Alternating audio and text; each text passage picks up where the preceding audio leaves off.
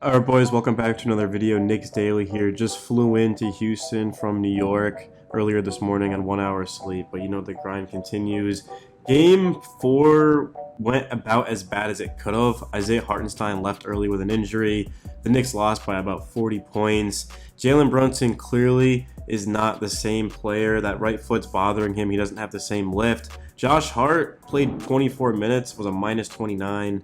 Dante DiVincenzo played the worst game for sure of his Knicks career. He was a minus 40 in 32 minutes, just could not get a shot going. The Knicks looked like they had no energy, no effort. They looked exhausted, tired. But there's a bigger picture to the story. When you're missing 4 players, of course, in Randall, Bojan, Robinson, and OG, certainly you're going to be at a disadvantage. But game 3 seemed to deflate the Knicks. Of course, remember guys, it was a tie game. The Knicks defense was great. Andrew Nembar, they ended up forcing him to take a contested 35-footer, and then it ends up being nothing but net. And then on the other end, the Knicks were down 3, but they still had a chance. Plenty of time left. Jalen Brunson had 3 defenders on him. He did get fouled. If you go back and look, he was clearly intentionally fouled by Nembhard, but he tried to pull through and get to the free throw line, and it just was a disaster of a game.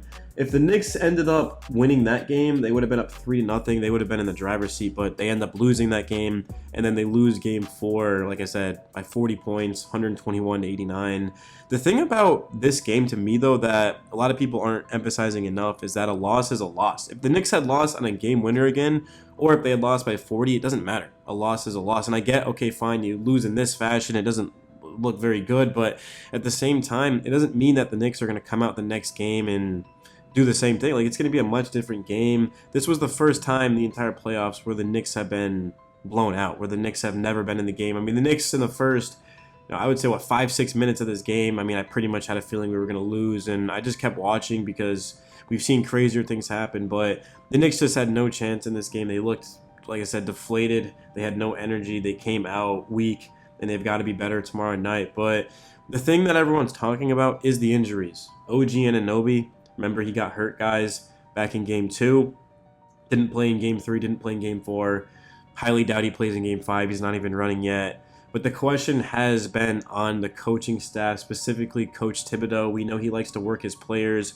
Josh Hart had played 12 straight quarters. He's playing 48 minutes essentially every single night. Guys, Jalen Brunson, I'm not going to blame it to Robinson because that was on Embiid, if anything, but Jalen Brunson, OG Anunoby, Isaiah Hartenstein now. Guys, they're playing big minutes and they're getting hurt. But if you think about it, Tibbs, he doesn't have a choice because this is playoff basketball. You need your best guys out there for as much as possible. But it's also the fact that when you're missing 2 starters, Randall and OG, Mitchell Robinson technically was a starter to begin the season. Isaiah Hartenstein ended up sliding in, of course. Mitch missed about 6 months.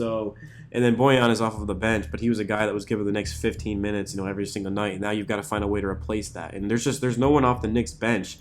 Actually, maybe I shouldn't say no one. Alec Burks, we're going to get him in a little bit, but there really hasn't been anyone consistent, at least, that is able to create the way that Bojan has. And Tibbs, when you're short-manned, you got to remember, Josh Hart started the year on the bench. Dante DiVincenzo, Isaiah Hartenstein, these guys started off on the bench, and then Precious Achiuwa, him and Hartenstein, this is a weird combination. I don't think the Knicks are going to be a very good team with Precious at the 4. Now, can he play the 5 in small ball lineups? Absolutely, but in terms of him playing the power forward position, the offense is taking a huge hit. We talk all about how the Knicks, of course, they gave up 121 points, but the story of this game, yeah, absolutely, was the fact that the Pacers shot 56.8% from the field, 45 from 3, but the Knicks shot 33.7%, guys, from the field.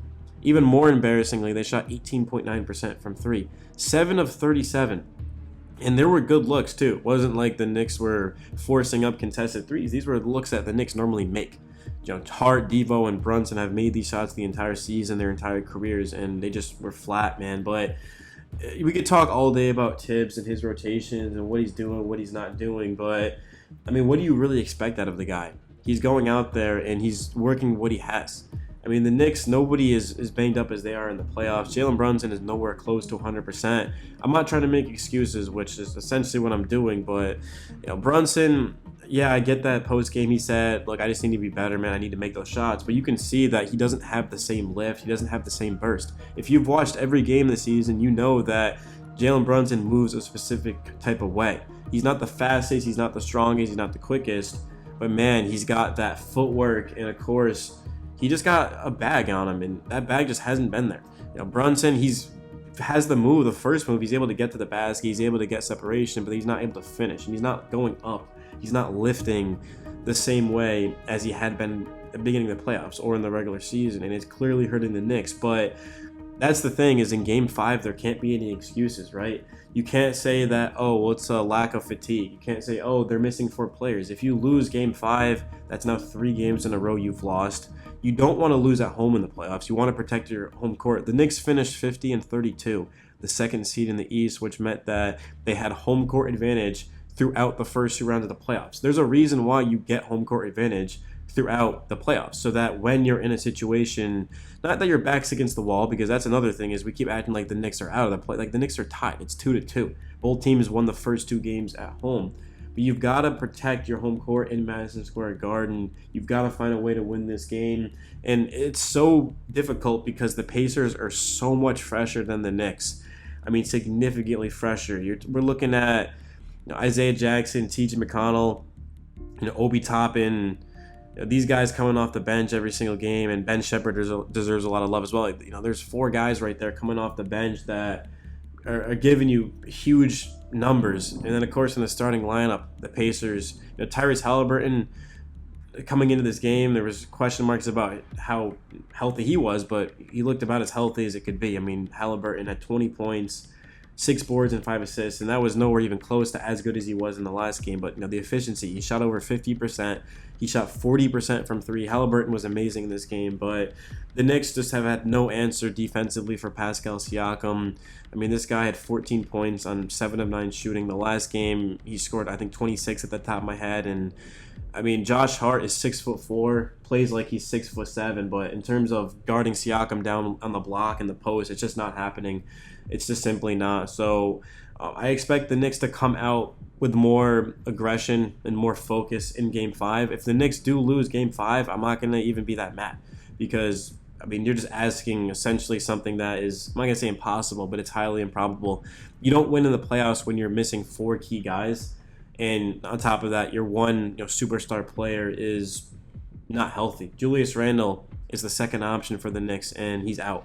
And then OG, who I would say, I don't know if he's really our third option. I think it's kind of, I mean, Dante is probably our third option at this point, but it's just irreplaceable. Guys are irreplaceable. Mitchell Robinson, Bojan Bogdanovic are definitely guys off the bench that I miss, but you can't replace Julius Randle, and you certainly can't replace OG's defense. I mean, if OG played in this game, the Knicks still would have lost, but the bigger picture here is that he needs to be out there.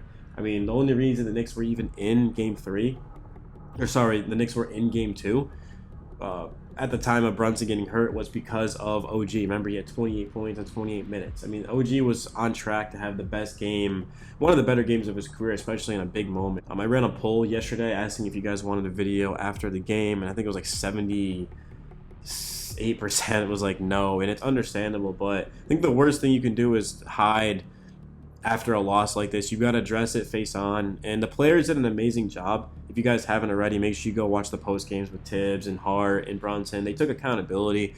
They said that we came out flat, no energy, and they've got to be better.